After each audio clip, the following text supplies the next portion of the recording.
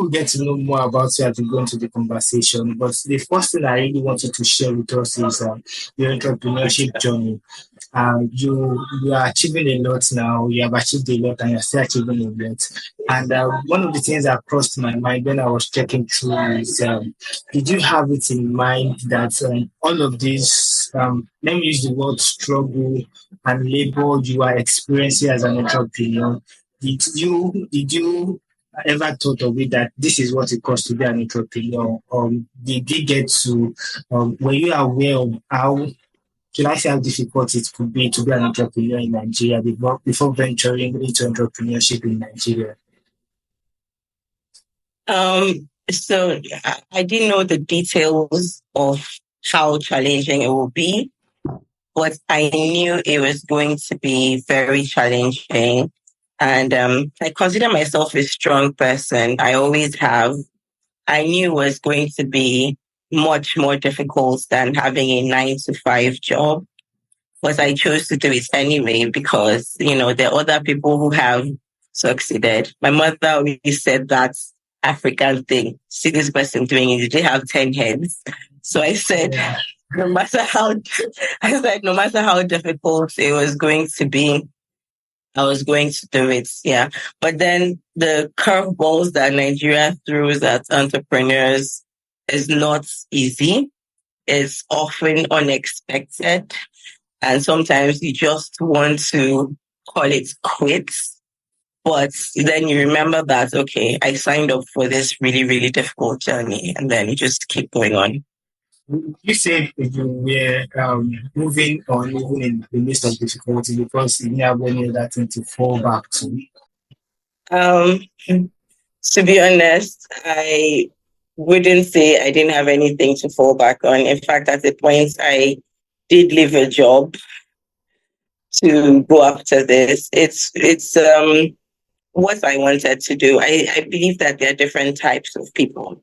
There's some people that are very comfortable climbing up the career ladder. They're very, I believe they were built for that. And then there's some other people that would not have it any other way. There's just something inside you that's pulling you to start something, to create something. And that's really just what the drive is. So I did have things I could have fallen back on. But it's what I wanted to do. It's still what I choose to do.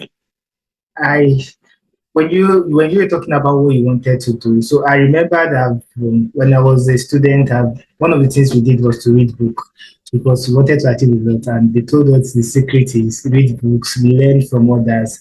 And I remember reading a book, and the man had a lot of perspective about entrepreneurship. That going into business, it doesn't have to be about what you love doing. It's about sometimes you just has to be about what people need and how you can solve their problem and how you can make money of it.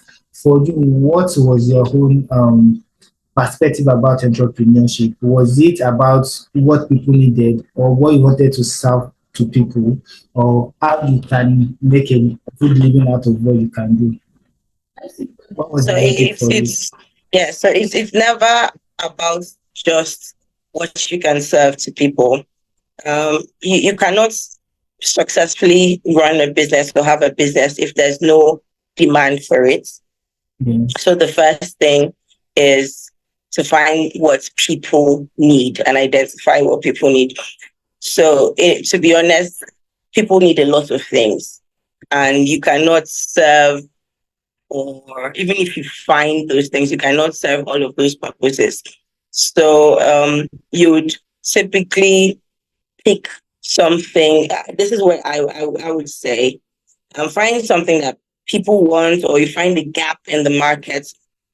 But at the same time, it shouldn't just be about making money, because I think that at some point you're going to be frustrated. It also has to be something that you like. It also has to be something that you're passionate about or you have an interest in. Personally, I don't go into any businesses or ventures that don't call to me or just don't go with my core values or, or who I am, I would just leave it alone, because I believe that there's so many other ways to make money. If it's something that's not for me, I will not do it. So yes, I typically look for and find gaps or needs in the markets, but there are also things that appeal to me.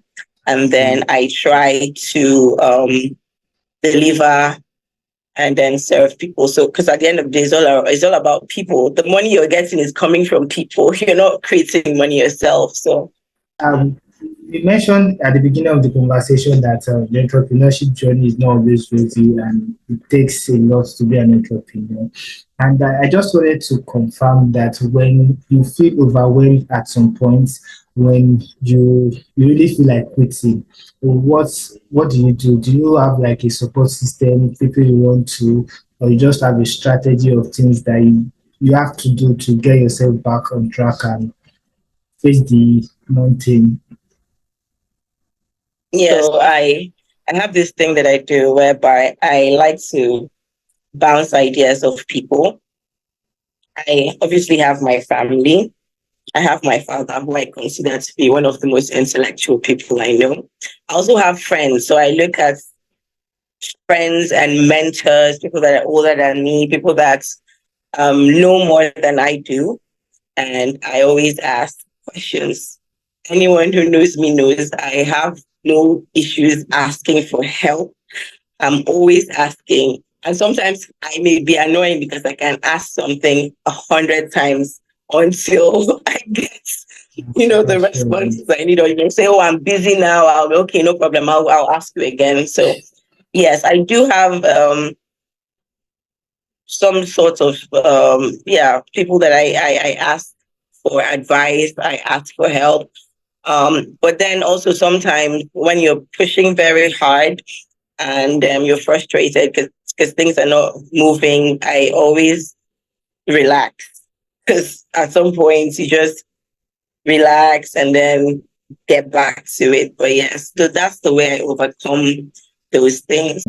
I don't know if you can brief us a bit about, you might not want to go into details. I don't know how much you want to go into it. How you were able to set up your capital, set up your business, get the capital to set up your business.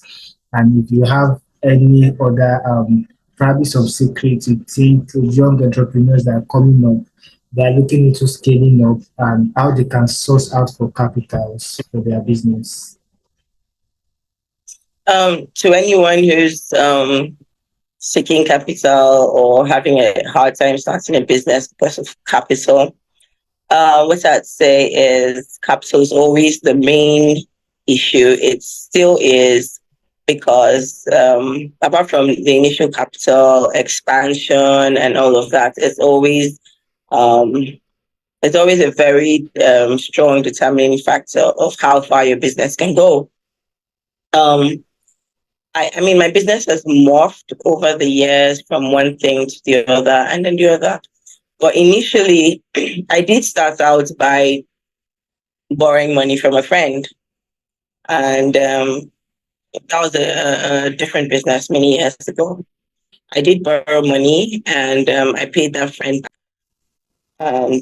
But the things I sold, I had a very high markup on the items. So after borrowing money, the first time, I really did not need to borrow the money again, but I just did a second time just to be safe. But what I would say is start from your immediate circle. That's your family, your friends. Um, See what they can give to you. But speaking about myself, even when I ask friends and family, I don't just ask. I always have my business plan. I always have my pitch. I always have my 5 year projection. I always have my financials ready, so they know, or they can see. I can share my vision or share my business with them, and they have an idea of what it is, and then that even drives them to put money down, and I have no problems with parting with shares.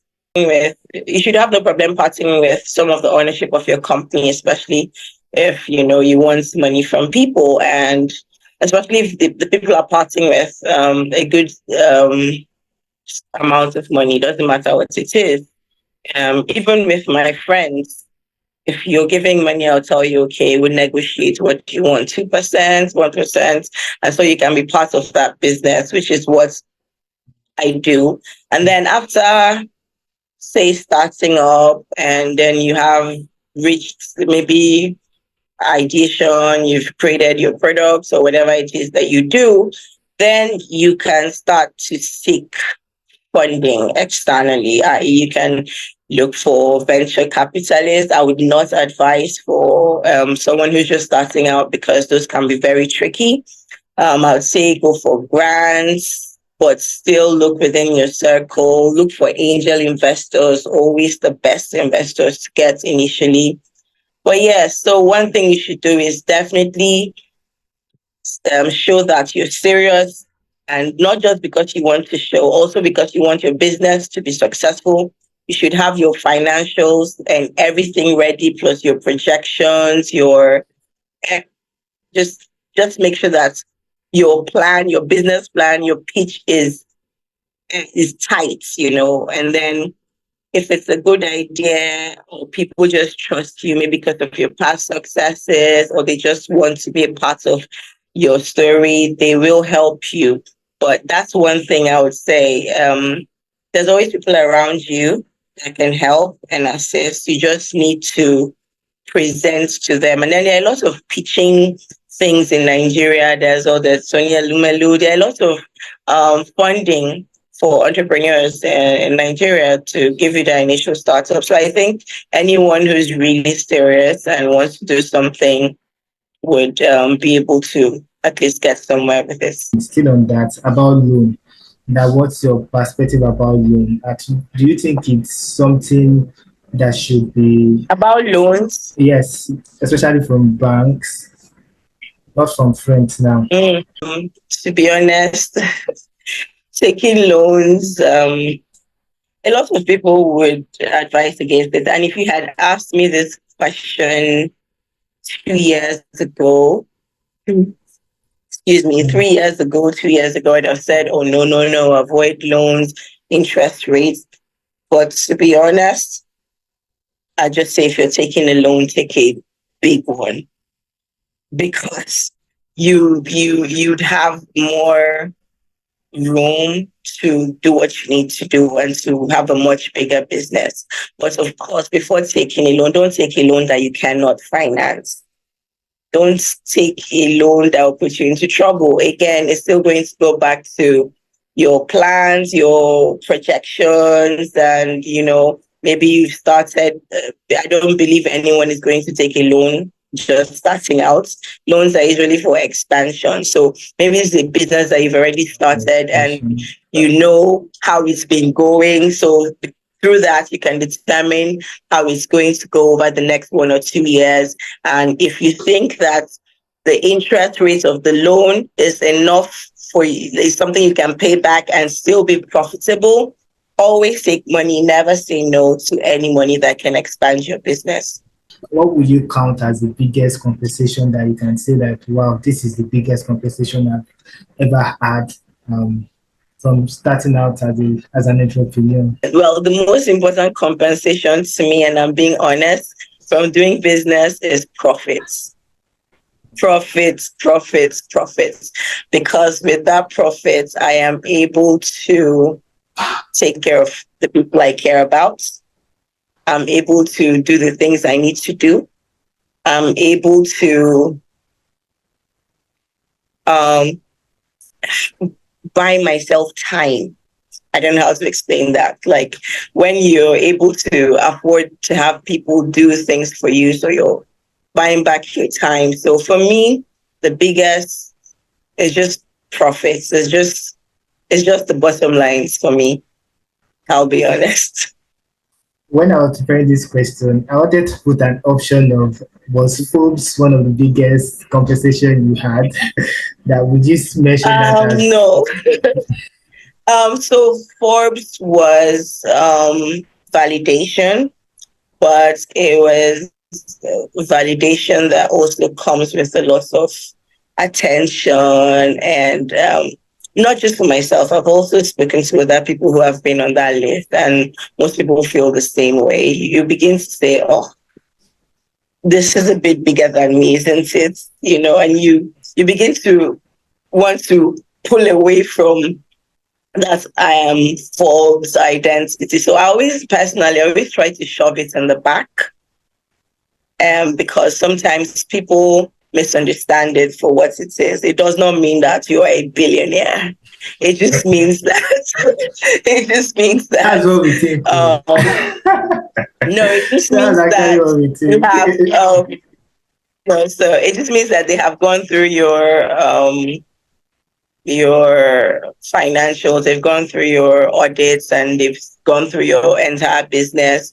And also, they ask you about your vision, your plan, and where you're going. And then from what you have done, what you have achieved, they think that you are one of the people that is on the track for you know Dangote status. You were so intelligent about the way you were mentioning, especially when you're talking about the finances and the loan. Your comments were not mere coming out of head knowledge; they were coming as though you know what you're doing. It was so smart, so intelligent. But I looked at your background, and what we had there, we can't find anything that sounds as though you're professionally trained to be a business person. So how did you get to work on yourself, when you, especially when you started having the interest to go into entrepreneurship? How did you go about working on yourself? How to manage staff? How to manage finances? How to manage customers? How to manage marketing? How to manage all of this that you were not trained to do? How were you able to catch up? I read a lot of books. I read a lot. I I read business books. I read marketing books. I read competitive strategies. I read all of that. And that's one thing that I never lend to even my closest friends. They know not to ask me for my books. I don't lend my books out. And yeah, also I have attended, I've participated in one or two trainings and entrepreneurial courses. Sometimes I pay for online courses. Sometimes I join courses that have tutors just to brush up. But I'll be very honest, the most knowledge has come from books and then experience over time. So I'm sure you already know I have an engineering background, but I think that if you're willing to learn anything, you would, and if you're smart enough or if you're committed enough, you would be able to learn that. Yeah. So, and then the other thing I do is, of course, I don't know everything. So, for the things that I do not know or I don't have the talent for, I always hire people, I outsource and have people who have that knowledge do that for me. You said something that there is something you do, there is nothing we want to learn that we can learn. I'm not sure I want to agree with that because I feel there are some things that are for some special people. Example is engineering. I don't feel it's everybody that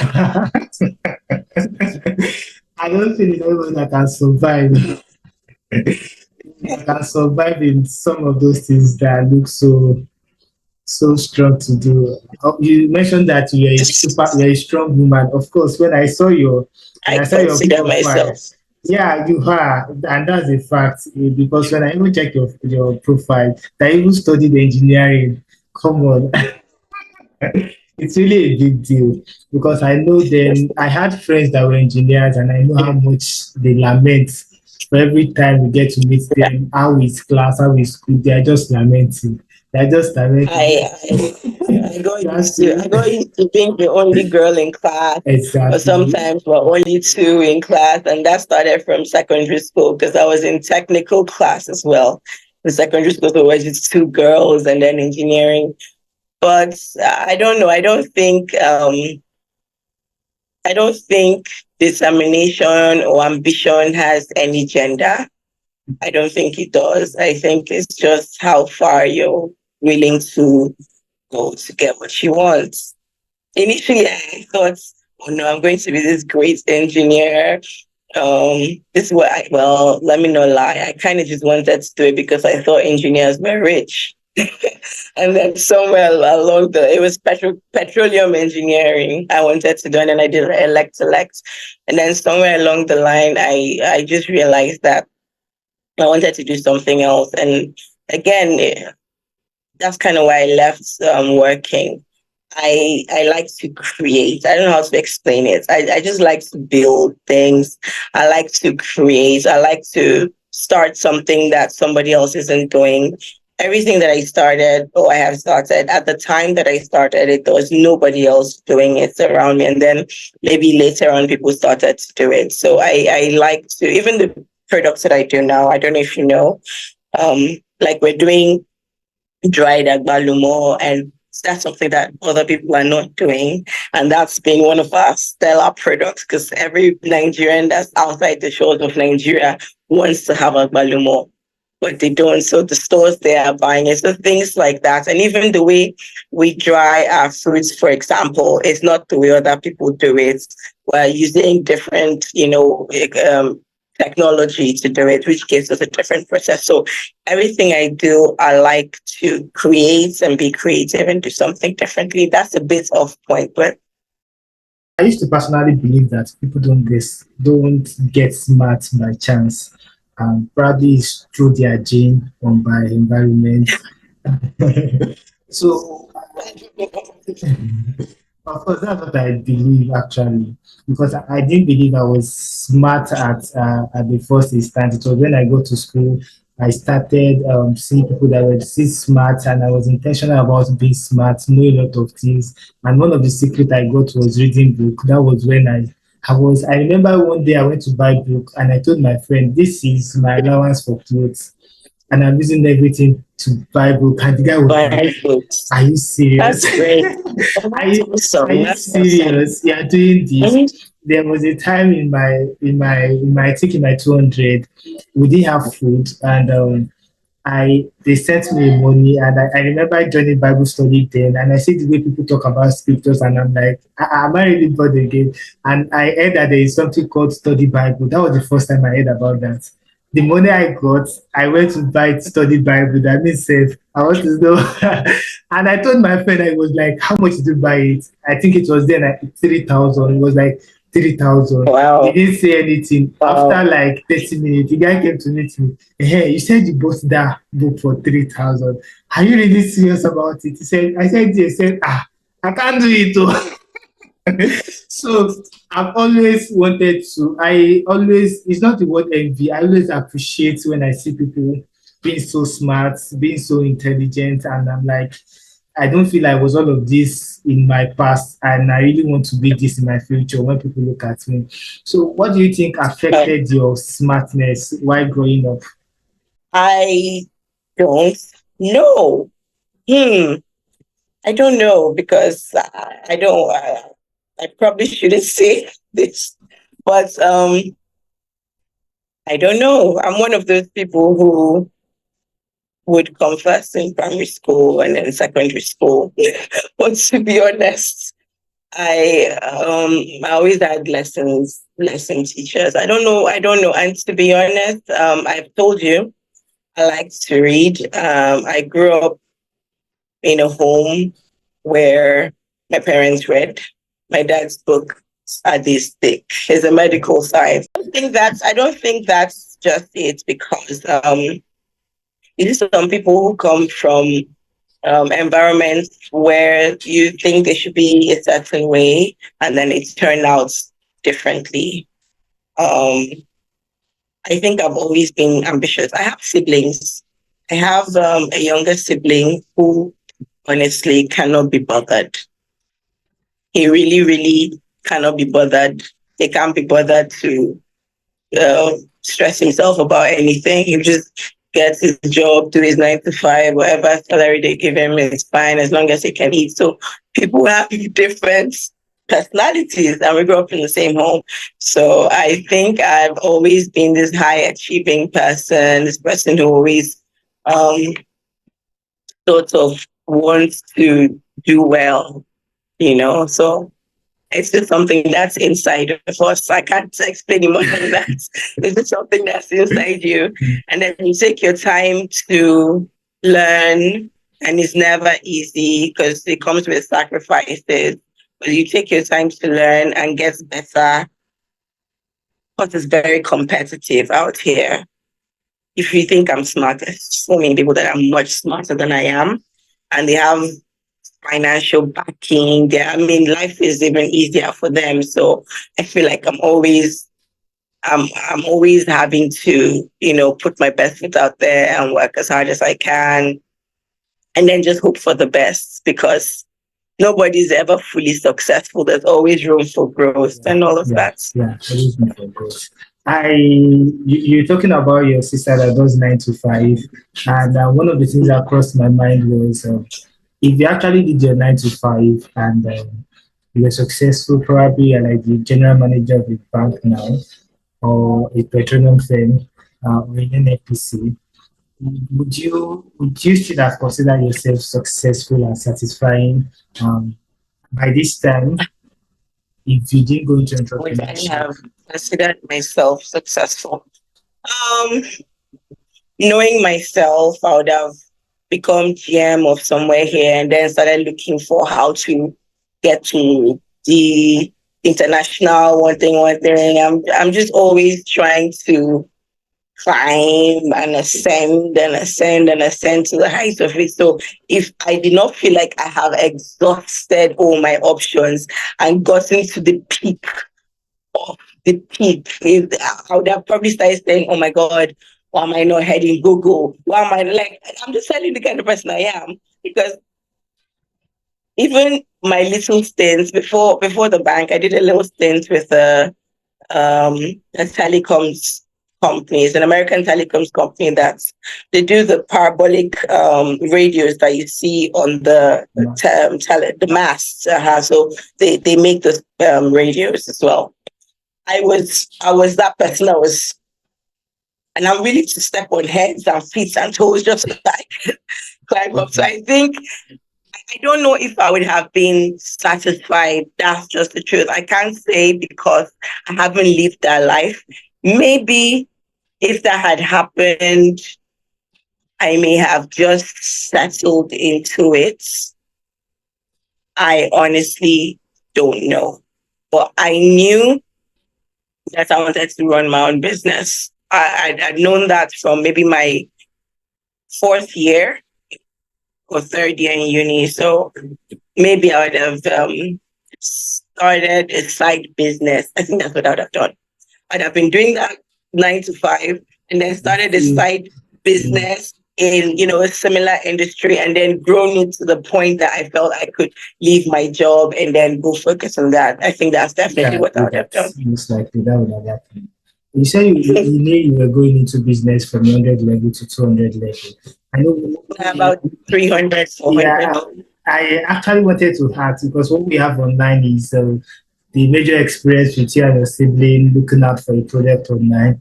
I just wanted to ask that beyond that, was there any other experience that prompted you to say business is what I should do? Beyond that experience. So before that, I was still at the bank.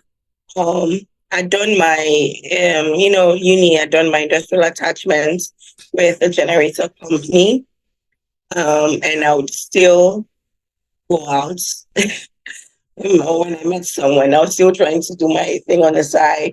I was pitching generators to people, and I would end up getting LPOs to supply generators to companies, big ones. And then I'll go back to the company I work for and say, hey, I got this LPO. They want so generators to supply all their offices in Lagos and Abuja. This is the deal. This is the price. This is my cost. So I was already doing that. So yeah, I was already doing that. So when this one was just random and on the side, and then I saw my sister, I saw her friends, they were all looking for something, and I'm like, hmm. Because, like I said, I'd always spoken to people who were more successful. And to be honest, when I was at the bank, when I'd meet people, knew I would sometimes engage people in unnecessary chats, especially if I thought there were people that were successful. Even I remember this random woman who always came in with a huge bag of money. I don't know what she was doing. And then one day I said, excuse me, ma'am, please don't be annoyed though. What you do? How are you making this? I'm Wow. serious. And she sat down. Yeah, I did not care. I just knew I wanted to make money. She sat down and she was telling me about her kerosene business. Apparently, she was a major kerosene, I can't remember, distributor or something. And then I was really listening to her and I said, how much do I need to get this business? She said 50 million. This was back then. I was like, 50 I million. can't forget. Um, Yeah, so I always heard from people who are doing well because I'd always ask, I don't care, I'll just walk up to you and ask. And someone had told me that, find something that people want, which is what I said earlier. So when I noticed that my sister and her friends were looking for this thing, and then they'd gone back to the person who was selling it, and the guy said he wasn't selling it anymore, I'm like, I think I could, but I didn't have the money to amount of stock I needed. So I borrowed money. like a lot of people outside that have that kind of storyline that their parents don't agree with what they have as passion. Even people who their parents want them to run the company they are running. That's like two different scenarios. But still has Yeah. to do with parents and kids' passion and career. Yes. Yes. Those are two different things, but I'll try to answer both. And I will start with my experience. So my father wanted me to continue in a career as an engineer, probably work for Shell or Chevron. And the funny thing is, when I was going to the university, he thought I was better suited for a career in medicine or biosciences. And looking back on it, he was definitely right. I chose engineering for myself. Um, what I would say is, to be honest, sometimes your parents know you better, but if you feel strongly about doing something else, something that's is different from what they want for you, it's your own life. So you have to at least give yourself time to try something else. And if you try something else, try your absolute hardest. Because if you're successful at it, your parents are going to come around. And if you're not successful at it, don't even waste time. Just go back. And that also applies to people whose parents want them to run family businesses. Sometimes it's a huge dynasty and it's not easy to build. But sometimes the children might feel like they have a different path. It might be music, it might be arts, it might be business, it might be whatever it is. I think you should definitely give yourself time. Maybe say, okay, I'm taking off 3 years, or I'm taking off 4 years, or I'm taking off 2 years that I want to dedicate to doing my thing. I want to give myself time to try this myself so that you never live with this regrets all your life, like, or you start telling your parents, hey, you made me do this. Just satisfy yourself knowing that you've tried something else and it may turn out to be the best decision you've made. You may succeed at it. Other times you may not. I have friends who have tried to go out on their own and do things by themselves while coming from, a very successful uh, parents. And eventually they've gone back to working and building, because at the end of the day, what is the point of all of this? Oftentimes it's to make money. Other times it's for posterity's sake. Maybe you want to create something that lives after you, that lives, something. But you could do that either on your own, or you could go take something that your parents have already built and completely turn it around and improve it. And so I would say, um, just find a balance. Don't outrightly say no and fight with your parents. Some people may have gentler parents, and yeah, but definitely give yourself time. Definitely go out and do what you want to do. And if you succeed, good. If you don't succeed, you would be fine with the knowledge that you tried and it didn't work out. What would you consider as the greatest lesson you learned so far, as Hmm. beyond being a business person, as an individual? What would you say is the greatest lesson life has taught you? The greatest lesson life has taught. Um, what I am learning is a lot of the things that we do in the end, and this is very contradictory, but in the end, in the grand scheme of things, they do not matter. Um, Achieving a lot, whatever it is, in the end, it does not matter. And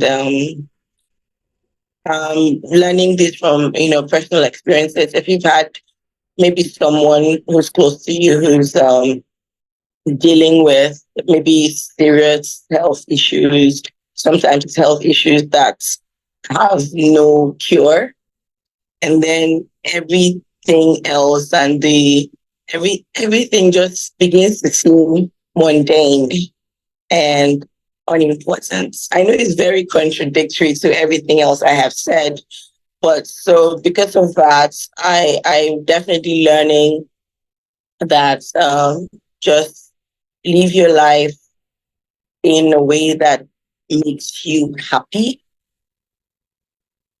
and not for other people. Because in the end, all you have is, this your one life, and you don't know how long it's going to be. Another thing that I would say I'm keeping close to my chest is to plan for old age. I would just say that. I'll just put that out there, especially if you're Nigerian, because we do not have a system in place for older citizens. We do not have a proper healthcare system. And a lot of people eventually, especially if you're an entrepreneur, eventually you want to fall back on selling shares or selling of properties that you've acquired when you're younger. And I think it would be wise to properly plan for the times in the future where you may not be able to work at all for a very long time. So yeah, I'll just say that as my own lesson, and also a bit of advice for whoever needs it.